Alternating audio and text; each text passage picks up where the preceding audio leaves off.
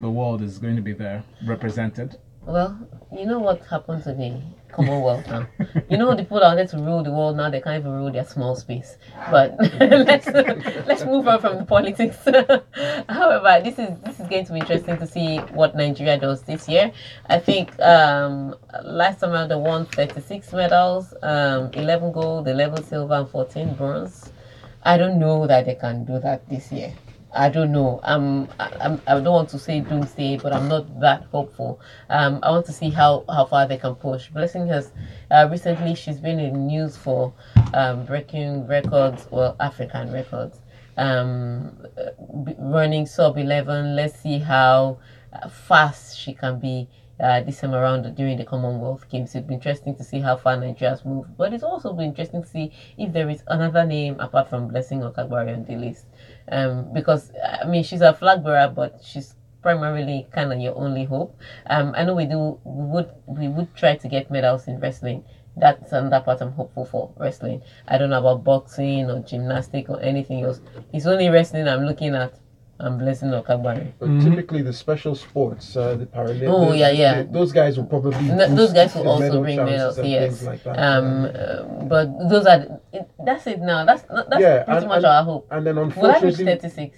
we're still dealing with the controversy of not taking the female table tennis players through, and then you have so many officials who are going to be there, for want of a better word, doing nothing apart from collecting their No, ESTA code but and things like at that. least they are better. Look, my joy is that we are better than Ghana. Ghana, they deported 50 journalists from Ghana. Sorry, 50 alleged journalists from alleged Ghanaian journalists. 50. 50. To go and cover I don't know how many athletes. And then a Ghanaian journalist was like, we didn't even go. How come these people are calling themselves Because they journalists? represented you, they took your spots, got the opportunity to travel abroad and jumped on it. It's crazy stuff. All right, we move to Formula One.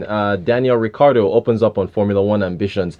Daniel Ricciardo is convinced he has all the attributes to become a world champion in Formula One. Asked if he believed he could be world champion in F1, a forthright Ricciardo replied, quote, I do. I don't like the word expectations, but I expect it from myself. What I believe I can do from what I've learned over the years, I expect I can deliver that. In this sport, you need the tools as well, he added. I hope to get those tools. I don't want to say I expect to receive those tools, but if I get those tools, I would expect it from myself to get the job done.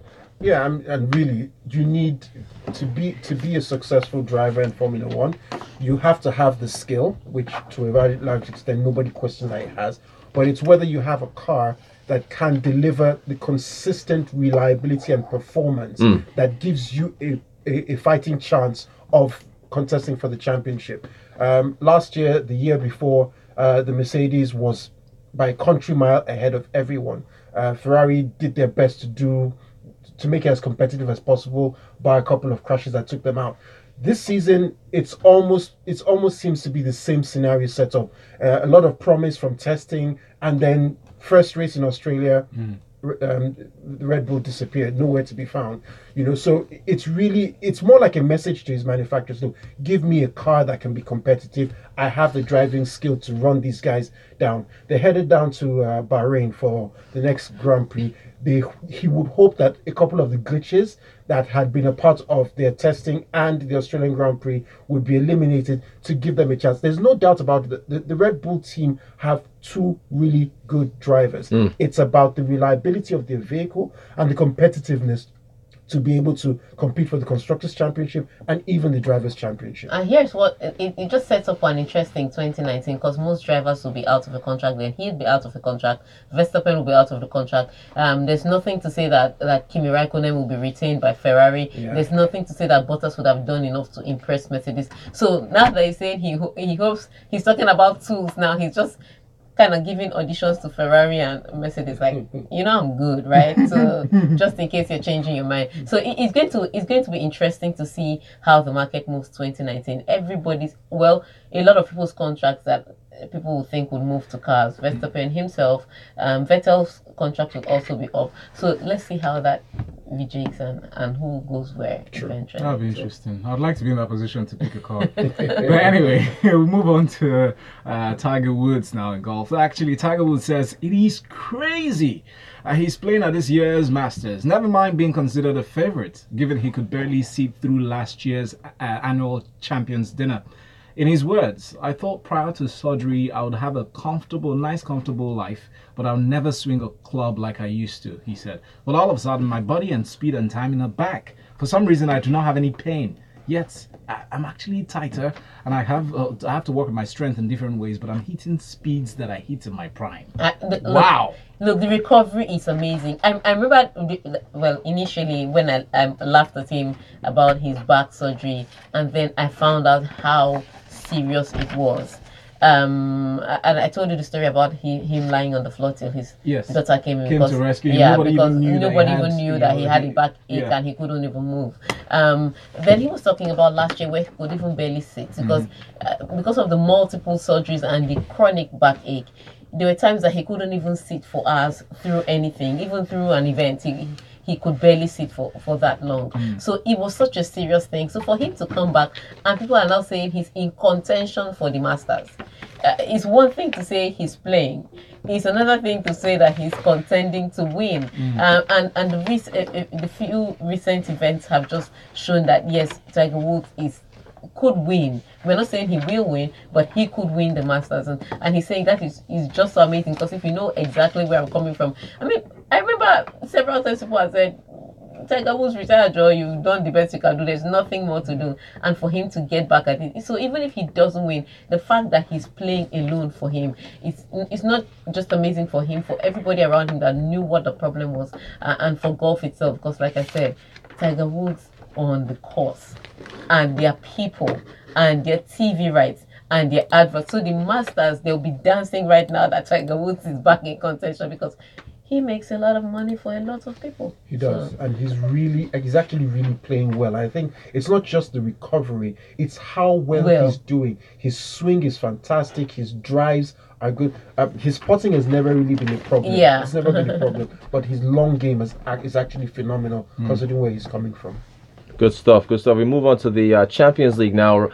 Cristiano Ronaldo became the first player to score in 10 successive Champions League games as he struck twice for holders Real Madrid in a 3-0 win at Juventus in Tuesday's quarterfinal first leg. Ronaldo grabbed the opening goal in Turin after just 3 minutes and added a second on the hour with a sensational overhead bicycle kick, taking him to 14 goals in this season's competition. Quote, this is from Gianluigi Buffon, "We saw what Ronaldo is and always has been, a player of an extraordinary level who, along with Messi, is achieving the greatest of heights. This means they can be compared to Maradona and Pele for the way they ultimately are able to decide matches and trophies won by teams." We saw this, we watched this match in the studio yesterday, and everybody went bananas after that. Look at that. Yeah, it's on the Smooth FM Twitter handle. You guys, we've tweeted it. Go see that goal. That's literally when I saw Chiellini make the mistake and Buffon saved the first shot. Yeah. Like, all right, they've killed this, and then that cross came in, and I was like, oh no, somebody's going to head this. And my goalkeeper did not even see it coming. My reaction was, whoa. We started shouting here. Everybody went. And then just see the Juventus fans behind the goal. They started clapping. Oh my God! It was. Let me tell you what it is, and it is. So, let me tell you how amazing it was. It was the fact that the cross was so simple. Yes. Because if you remember, Cavallo dinked that. He dinked it, so it flipped over. There was no way the guy could have headed it away. But it was Buffon's inability to react. Like, the first shot was the one I thought was definitely a goal. Yeah. But Buffon's inability to even react, he just watched that with the central defender, after he saw the ball going to the net, he just turned around like, what do you want me to do? What do you want me to do? Because Buffon looked like he was watching it with admiration. He didn't look like I should have said that. He looked like that's a good goal to concede. But ultimately, let's go back into the game. It was a total blunder, if you ask me, from Allegri. And I say this all the time. Yes, you didn't have the complement of Mandzukic, but you start on that wing with Sandro and Asamoah. You either start one or the other and use Matuidi. But he said that Sandro didn't know what he was supposed to do, whether he was supposed to be defending or attacking. So that wing was primarily useless for them. With Dybala, if I always say with that referee, he's a bit too firm. I'm so glad he was not my principal in secondary school. I never would have graduated. I would have been expelled. But I mean, he's firm. He plays by the rules, but it's harsh. So he doesn't give you second chances. He doesn't do. Let me make fair decisions. But why is Dybala diving? Why? No. But that was not a dive. There was actually contact. Enough but it contact was for him to go flying the way it was not a penalty, but it was not a dive. It's not every time somebody falls in the 18-yard box that it's a penalty, and it's not every time it's not a penalty, it's a dive. There was slight contact because Casemiro did leave his leg. He just took it out in the last minute. Anyway. I won't give a yellow card. That's my point. We've got to take a break though. But it's going back to the Buffon, the goalkeeper. It's just one of those moments you wish your name wouldn't play against you. Well, you guys good here. Smooth 98.1. We'll be talking more sports news right after this.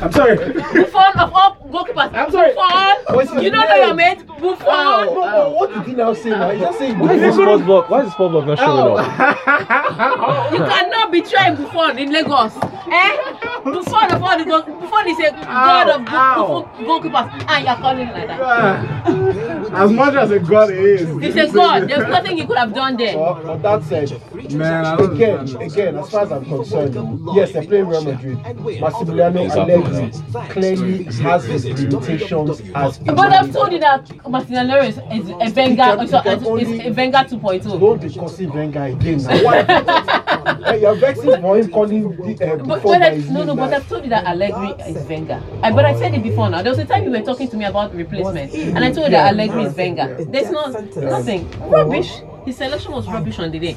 We're coming back after this. After this, I don't even have enough time to strangle you. Dare to insult my people. Did he catch it? No. He couldn't have done anything about it. Why? He couldn't have. Because Ronaldo is one. No. You put 3 keepers there. The 3 keepers will be clapping as the boys entering. The guy was just looking at the goal. Like because it came from nowhere. Just to show you, nobody expected. I think the right back was so sure that he was going to head that ball. Yeah.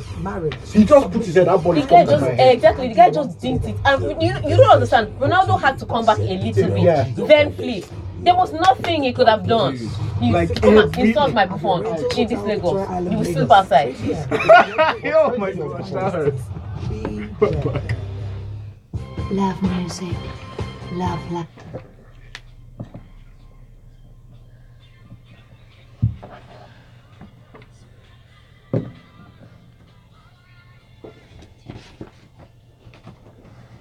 We're back in for the second half of the show. It's actually called Locker Room 981. Use the hashtag on Twitter, hashtag Locker Room 981, and send your messages to WhatsApp. It's 0809 444 981. That's 0809 444 0981. And if you're watching us on YouTube, you should have seen Tega attack no. Tega did not. Valentine for insulting the legend that is Buffon. Yes. I know. It's on tape. We got it on video. If you're streaming. I said nothing like that. I just You made it. That said, the assault was off. Alright, so that message is here. Uncle G says, even I, as a Real Madrid fan, there's this entitlement mentality, this pride when I hear the Champions League theme. In short, the way I walk when going to watch the Champions League, my steps change. Talk of the players. God has given us the right of the Champions League, Jerry. Also, Ronaldo. Out of his 649 goals, he scored his first overhead kick yesterday. And what a time to score it. I know. Tyre from Yaba says, Buffon was so starstruck by the goal, he became a spectator. He never experienced it. Shego from Ikorodu says, 8 goals out of 9 shots. I bet that's the next time Buffon hears. Okay, I bet that the next time Buffon hears that he'll be facing Ronaldo, he'll retire ASAP. Shego, thank you very much. Kenny Hitube says, Ronaldo's goal is just a fantastic work of art. And PC sends us one, all those people hailing Tiger Woods should just go and sit down. How many of them stood by him when he had issues with his wife, and organizations were cutting ties with him? That's actually a good question. People are allowed to change their minds. Yeah, when he have friends. I don't understand. No, but it's true now. But what has his affair with his wife got to do with his game? I wonder. Let's move on. Let's move on. Pep Guardiola says his Manchester City side will try to take the game to Liverpool in Wednesday night's Champions League quarter-final first leg tie at Anfield. But Guardiola said, "I know the way we play is perfect for Liverpool because they're a team that attack the space unlike any other team in the world. But I feel the best way to win is the way we try to do things since we're here. Now, if I said we're going to do it differently to how we've done before, my players would look at me and say, this guy is scared. The manager does not trust us. That would be a mistake. They try to attack, and of course we're going to try to. I'm sure tomorrow is going to be a good game." No, it's going to be a bloody game. To be fun. Oh my God! Two of the effectively most attacking teams, literally right now on the planet, and in the English game, going head to head in Champions League. A better script could not have been written. And your memory goes back to that 4-1 pasting that Manchester City collected from. And really, that game I think really was about how Liverpool started and how Manchester City didn't. Right. And it's going to be smart for them to just be switched on. Liverpool tend not to change the way they play.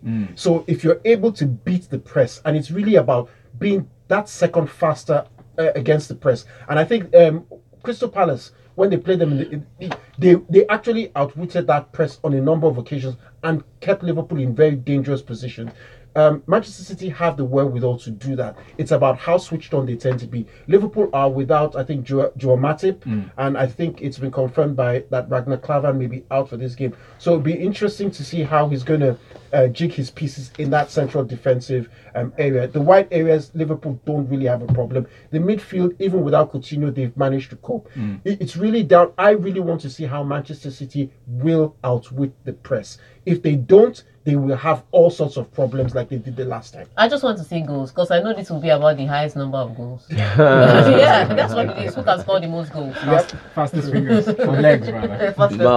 Mouth-watering affair. We can't wait for that match. Okay, so on to La Liga, or still Champions League actually, but we're looking at here Messi and Busquets sets for Barca return. Lionel Messi and Sergio Busquets are both set to return for Barcelona in their Champions League quarterfinal first leg against AS Roma in the Camp Nou to Wednesday. That's today.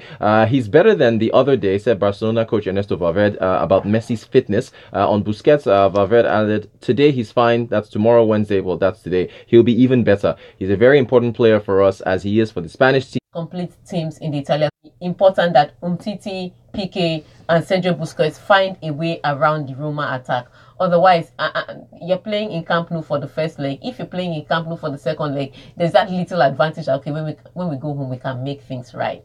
But you don't want to start out losing or drawing your first leg at home. So it's a tricky one for Barcelona. I know a lot of people say, yeah, they have the edge to win. It's fixed. But I don't think so, especially with the injuries they're going through. But it'll be interesting to see how this will turn out. For me, I just want to see an El Clasico final in the UEFA Champions League. Someone should just give it to me. Yes. So we have messages in on Twitter. It's at Smooth91FM. Ogbeni Femi says this one, great goal from C. Ronaldo, but you can't take it away from him. But Zidane's goal in the UCL final was better. Yeah, that was a good goal. Eighth World Wonder says we are set to destroy, chew, annihilate, swallow anything or anyone who comes in the way of us.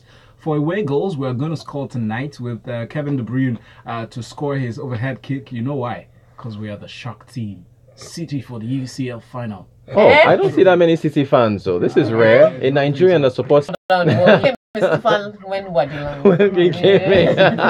Wise man Yusuf says CR7. That's Cristiano Ronaldo, right? Yes. Yeah, okay. So it says first goal made Madrid fans happy. The second goal made Juve fans happy. The final made Barca fans happy. Now the most complete player ever. Hashtag class. Manchester's red. That's Rio de Remy says he came, they boo him, he hurt them, they gave him a standing ovation. First time in the Turin, fans will do that for an opposing player. Ronaldo is class. Anyway, yeah, everybody applauded him. Ogbeni Femi says, it's my opinion and I'm entitled to it. I won't be intimidated or blackmailed into silence. CR7 apologies. Wow. Send your messages to WhatsApp as well, 080 0809 444 981. We have this next story as well. Please do well to follow us at youtube.com/smooth91fm Lagos. Yep, see, somebody saw it. There you go. Noel says that move by Tega